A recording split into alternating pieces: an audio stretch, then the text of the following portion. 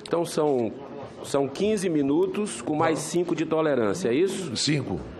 Perfeito. Senhor presidente, eu queria primeiramente começar essa sessão, a última sessão nossa, depois de exaustivos quase 6 meses de trabalho.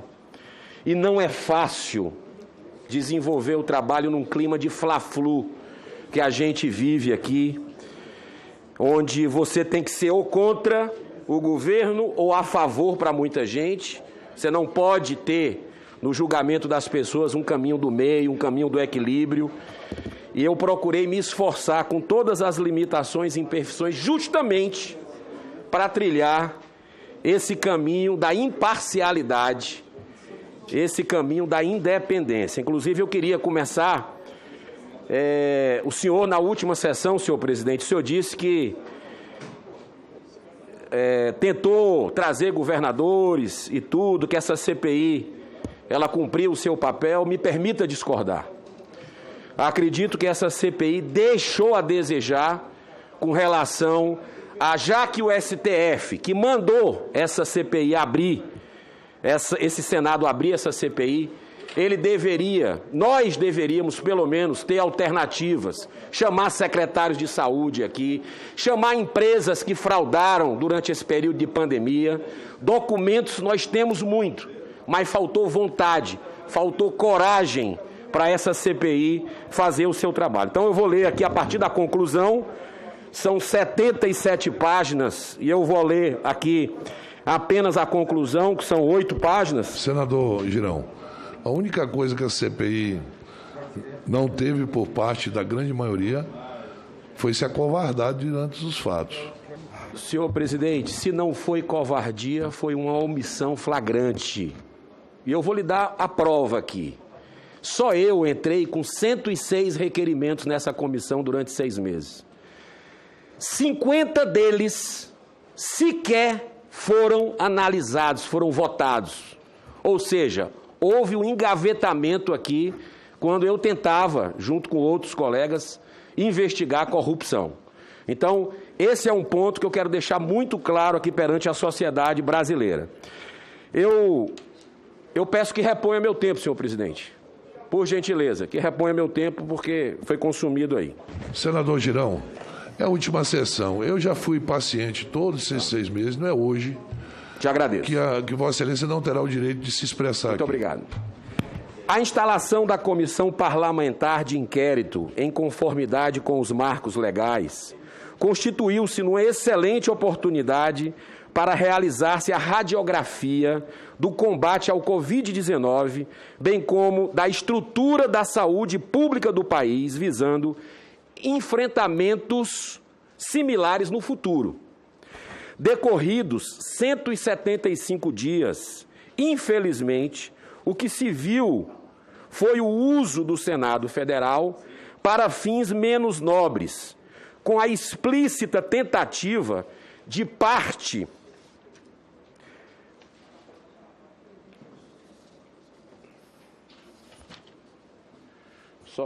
Só um minuto aqui.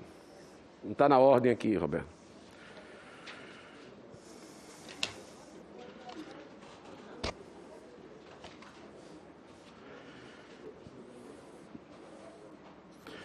De parte da comissão, numa postura politiqueira de tentar antecipar o calendário eleitoral de 2022. E variados são os fatores que nos permitem concluir desta forma. A CPI, já nos atos de sua instalação, elegeu um relator com flagrante conflito de interesses, pois seu filho é governador de um estado da federação, envolvido nas investigações sobre o consórcio Nordeste. Foram feitas inúmeras solicitações para que o relator se declarasse impedido, mas infelizmente estas foram ignoradas. Fato que deu origem à impetração até de mandado de segurança, esse indeferido pelo Supremo Tribunal Federal. Em seguida, não houve discussão e aprovação de um plano de trabalho, ficando a organização das atividades da comissão sem previsibilidade e à mercê das decisões do relator ou do G7 tornando a CPI, por consequência, parcial e omissa para com todos os fatos determinados nos requerimentos geradores da comissão.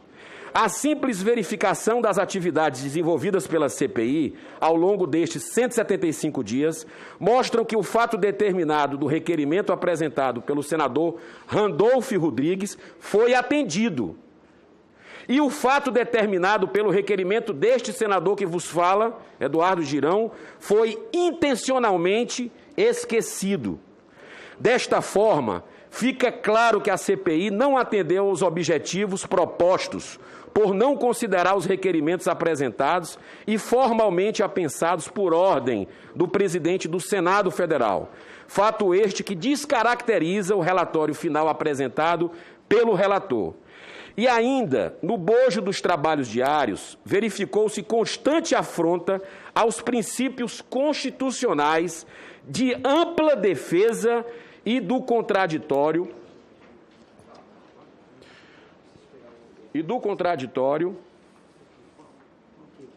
com... Está na ordem aqui. Você vai seguindo essa ordem. Aqui, ó. Aqui, você vai virando. Não, com... Tá. Com o qual inquirições francamente agressivas, importando as técnicas interrogatórias das antigas delegacias de polícia, de triste memória, negando aos depoentes os princípios básicos esculpidos no direito pátrio. A quebra indiscriminada de sigilos, sem que a pessoa estivesse sequer na condição de investigada, constituiu-se numa prática comum da comissão, num flagrante desrespeito aos direitos individuais.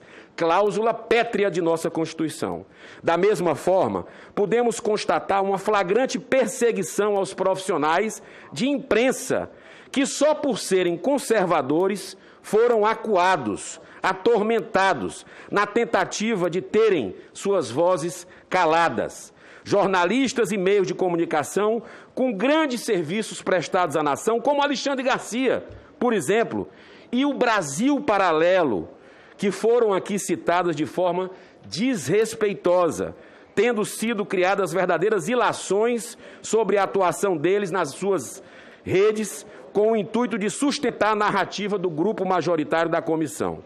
Porém, mais triste e preocupante foi o silêncio de autoridades judiciárias, parlamentares e parte da mídia, permitindo que tal fato ocorresse, aprovando a teoria popular de que os fins justificam os meios, esquecendo-se de um outro brocado popular que diz que pau que bate em Chico também bate em Francisco, ou seja, aqueles que fazem ouvidos mouco as quebras dos direitos individuais e as restrições da liberdade de expressão, poderão um dia sofrer do mesmo procedimento. Desta forma, como resultado da CPI, temos a triste constatação de que os médicos sofreram o mais cruel ataque à sua autonomia e os cientistas estão divididos, acuados por uma infeliz politização do tratamento precoce em nome de interesses eleitorais. Esse quadro foi agravado pela insana postura de alguns políticos e de uma boa parte dos jornalistas que, numa absoluta falta de percepção para entender a sensibilidade do momento vivido, numa crise sanitária jamais vista e com um vírus cujas nuances ainda são totalmente desconhecidas, se lançaram na desastrosa aventura de querer saber mais do que os médicos, contribuindo para a divisão da classe, a ponto de atrapalhar o atendimento à sociedade num momento extremamente difícil. A CPI chega ao fim, trazendo a necessidade de se aprofundar as investigações quanto à aquisição da vacina Covaxin e, no caso da VAT, devendo indiciar todos os envolvidos na tentativa de fraudar o erário, valendo-se do expediente desprezível da corrupção. Neste diapasão, a CPI mostrou a necessidade de imediata avaliação das regras de compliance, adotadas na administração pública federal para reduzir a atuação de pessoas físicas e jurídicas despreparadas e sem ligação com o tema em negociação, como ocorreu com a DAVAT, Instituto Força Brasil, entre outros. Tentou-se, sem êxito, caracterizar a ocorrência de retardo na aquisição de vacinas, construindo-se uma narrativa de que a existência de um gabinete paralelo, mais a adoção do negacionismo, seriam os motores da questionável atuação do governo na pandemia. Entretanto, a CPI não considerou que os produtores de vacina não tinham a autorização da Anvisa, assim como omitiu que poucos dias após a aprovação da Anvisa, o governo as adquiriu. Ressalto, no entanto, que o governo federal agiu sim, com lentidão, para propor ao Congresso Nacional medidas legais que permitissem, com segurança jurídica, a assinatura dos contratos. Além disso, a decisão do STF quanto às responsabilidades na definição das ações no combate à pandemia, deixando aos estados e municípios tal responsabilidades, mostra a falácia de se acusar somente um ente da estrutura federativa como responsável pelos problemas. Somente interesses eleitorais explicam a criação e sustentação dessa narrativa. Na busca de caracterizar um gabinete paralelo no governo, a CPI deixou de lado a prerrogativa do presidente da República de se aconselhar com diferentes instituições e entidades. Portanto, não faz sentido quando se considera, por exemplo, que o ministro das Relações Exteriores é parte de gabinete paralelo.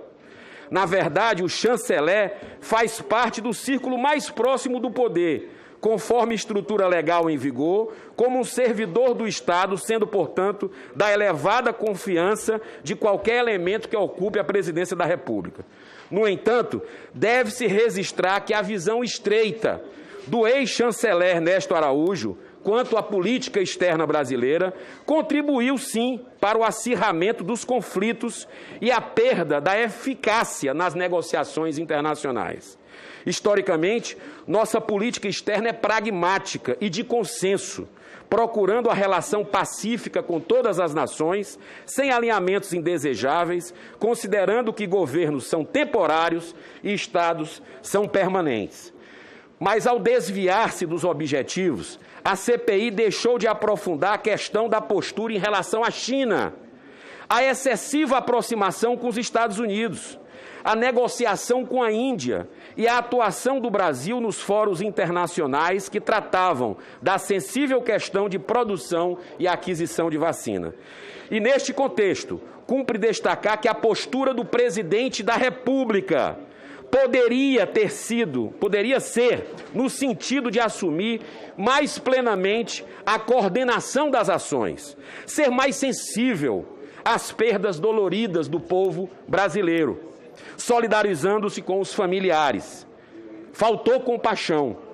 Poderia também dar o exemplo a incentivar a usar máscara em público, além de evitar aglomerações e declarações infelizes sobre a vacina.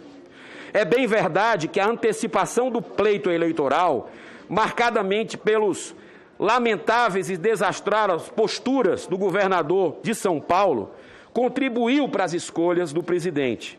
Mas mesmo nesse contexto, foi negativa e condenável a sua atuação. Era um momento de um discurso de união para a nação, conclamando todos os brasileiros para o combate ao vírus devastador que ainda assola a nossa sociedade. Era o momento de estar à frente das ações, sem delegar a este ou aquele ministro e dedicar toda a sua atuação ao combate ao vírus. No entanto, essa postura não foi exclusiva do presidente da República. Na crise do Amazonas, podemos confirmar a omissão das autoridades, a endêmica corrupção no sistema de saúde, as históricas deficiências na gestão da saúde do Estado e a falta de coordenação entre os governos nas diferentes esferas. A triste crise do Estado do Amazonas revela, no seu âmago, a necessidade de se aperfeiçoar a gestão dos recursos federais disponibilizados aos estados e municípios. E neste ponto está o maior equívoco dessa comissão, que entrega à nação um relatório parcial, incoerente e voltado para o desgaste apenas de um ente federado, com vistas ao pleito eleitoral, sem investigar os desvios ocorridos em estados e municípios. Como ignorar, gente, os desvios do consórcio Nordeste? Como ignorar a aquisição de respiradores de uma empresa que produz derivados da maconha, bem como da casa de vinhos, brinquedos, e que o dinheiro foi parar em casa de massagem? Assim, com base nos documentos acostados ao longo deste relatório, ficam evidenciadas as irregularidades, fraudes, que estão associadas ao contrato firmado pelo Consórcio Nordeste e à empresa Hempcare Pharma, na compra de 300 ventiladores pulmonares, que custaram ao erário um montante superfaturado correspondente a 48 milhões de reais, pagos antecipadamente. Só um minutinho, senador Girão. E aí, pessoal, algum problema aí? Não. Senhor presidente, apenas para controle, a prorrogação de tempo do senador Pois Girão. é isso que eu ia pedir à mesa. Em vez deles, o senador Girão já falou por 15 minutos, ele tem mais 5 minutos. Eu queria que fosse avisado o senador, quando ele completasse os 15 minutos, que ele tem mais 5 minutos de tolerância. Mas aí eu vi que vocês estavam com um problema aí. Precisa da minha ajuda, não? Sem problema, né? Posso falar? Posso continuar? Eu só quero que o senhor tenha mais 5 minutos, senador. Perfeito. Vou ficar dentro dos 5 minutos. Os 48,7 milhões de reais pagos antecipadamente com o uso de recursos oriundos da União para que nunca foram entregues pela empresa contratada, Ressalte-se que tal fato, durante o estado de calamidade pública em decorrência da pandemia, não é apenas um ato de corrupção, mas também de vil assassinato. Coerente com o acima exposto, responsabilizar um único ente por mortes e desacertos ocorridos não é justo. As investigações em curso mostram os desvios de bilhões de reais que poderiam ter salvado, sim, inúmeras vidas. O governo federal não gere sozinho o sistema de saúde brasileiro, mas em conjunto com estados e municípios. Como pode, então, sozinho ser responsabilizado? Porque somente investigar a esfera federal, essa comissão não foi criada para isso, apenas. Numa pandemia sem precedentes em toda a história mundial, como dizer que somente um ente se equivocou? Na verdade, o que vimos ao longo desses 175 dias de funcionamento da CPI foi muita injustiça cometida, isto é, contraditório com a compaixão que se fala aqui todos os dias, já que o ódio aprisiona e cega, não combina com a humanidade. De fato, a população quer justiça, sim, mas não quer justiceiros. Assim, quero dizer que a minha primeira experiência como membro de uma CPI e que depois de participar de todas as sessões, sou grato a Deus e a todos vocês por poder ter aprendido muito aqui. Quero dizer que mesmo com a pandemia como essa, de proporção mundial e que trouxe tanta dor e sofrimento a tanta gente, fica meu sentimento de solidariedade. Sabemos que tudo está sob as leis divinas, sob o controle das leis divinas, que são perfeitamente justas e infinitamente amorosas. Importante lembrar que uma provação planetária como essa deveria servir para a humanidade como uma oportunidade de melhoria coletiva, avançando na solidariedade e no respeito à vida. Eu concluo, senhor presidente, fazendo aqui a exposição do meu voto, porque eu estou pedindo, a minha tese também é pelo aprofundamento das investigações pela Procuradoria-Geral da República, da possibilidade de ocorrência de crime de prevaricação, pela mesa diretora dessa comissão parlamentar de inquérito, tudo conforme previsto no artigo 319 do Código Penal brasileiro.